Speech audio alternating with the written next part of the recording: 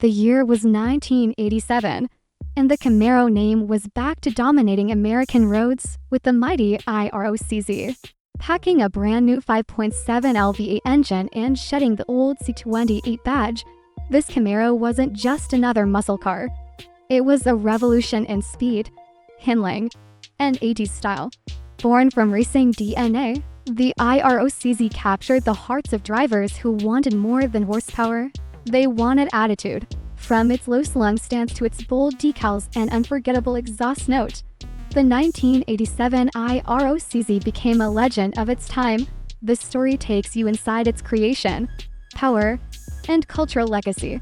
The moment when Chevy's muscle car roared back to life, stronger than ever. 1987, a year when muscle cars were no longer just about roaring engines. They were symbols of pride, technology, and American performance reborn. In that era, the Chevrolet Camaro IROC-Z stood tall, shimmering under the neon lights of the 80s, sleek, aggressive, and fast enough to silence its critics. This wasn't just another Camaro. It was the Camaro that proved Chevy could blend performance with precision once again. The 80s were tricky for performance cars. Emission rules were tight. Fuel prices still mattered, and the once mighty muscle cars had lost their thunder. Yet, the Camaro IROC-Z from Chevrolet was a bold comeback. It carried not only the Camaro nameplate, but the spirit of the International Race of Champions IROC, a racing series that featured the best drivers from different motorsports disciplines. Chevy wanted its street car to live up to that name, and by 1987, they nailed it. The IROC-Z wasn't a cosmetic package anymore. It had the engineering muscle too. Back its attitude. Under the hood, the 1987 model year introduced the 5.7-liter, 350 cubic inch V8 engine, a massive upgrade from the earlier 5.0-liter option. This new powerhouse was rated at 225 horsepower. Impressive numbers for the decade. But there was one twist. The 5.7L engine was only available with an automatic transmission. Chevy argued that the engine's torque was too powerful for the manual setup then, and enthusiasts had to make a choice: raw power or full control. That decision didn't stop the car from becoming an instant hit. The IROC-Z's performance was exceptional for its time.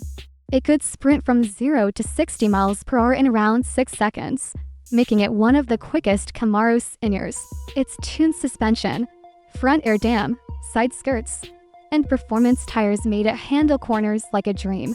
Compared to the Mustangs of the same era, the Camaro felt lower, wider, and more planted, a real driver's machine. Meanwhile, something surprising happened. Chevrolet temporarily discontinued the Z28 model in 1987. For years, the Z28 was Camaro's performance badge, but the IROC-Z had become so dominant that Chevy decided it didn't need to performance trims fighting for the spotlight. The IROC-Z now wore the crown, becoming the face of Camaro performance across America. Visually, the 1987 Camaro IROC-Z looked stunning. It wore its aerodynamic lines with pride, complete with bold IROC-Z decals along the rocker panels.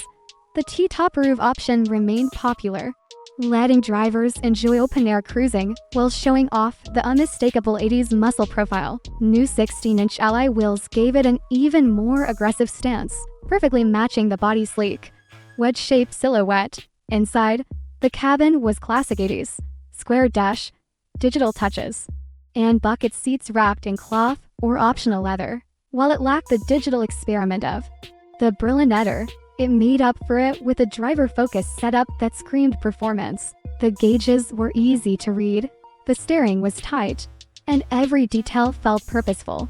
Pop culture also embraced the IROC-Z. It appeared in movies, TV shows, and even music videos, becoming a status symbol for 1980s car enthusiasts.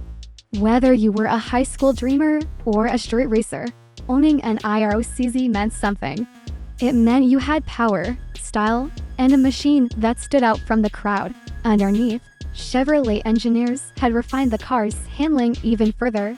They used upgraded shocks, a performance-tuned suspension, and a limited-slip differential that improved traction and cornering. Every tweak was made to make the Camaro drive better, faster, and smoother than ever. Of course, not everyone agreed with Chevy's decision to drop the Z28 badge. Purists missed the heritage, but most agreed that the IROC-Z was the Z28's true successor. Faster, sharper, and cooler, it embodied what the Z28 once stood for: pure American muscle. Even decades later, the 1987 IROC-Z remains one of the most collectible Camaros of the third generation. Its combination of looks, power, and nostalgia make it a favorite among enthusiasts today. The car captures a moment in automotive history when the muscle car identity was reborn. The 5.7L V8, though not monstrous by today's standards, symbolized Chevy's comeback, proving that the company could still make cars that thrilled both on the track and the street. When people think of 80s Camaros, the 1987 IROC-Z instantly comes to mind, a machine that embodied freedom, rebellion, and pure driving joy. In the grand story of the Camaro, 1987 stands as a turning point. It was the year Chevrolet stopped apologizing for performance and started celebrating it again. It was the year the IROC-Z became an icon, not just a trim level, but a statement. For those lucky enough to own one today, it's not just a car, it's a time capsule.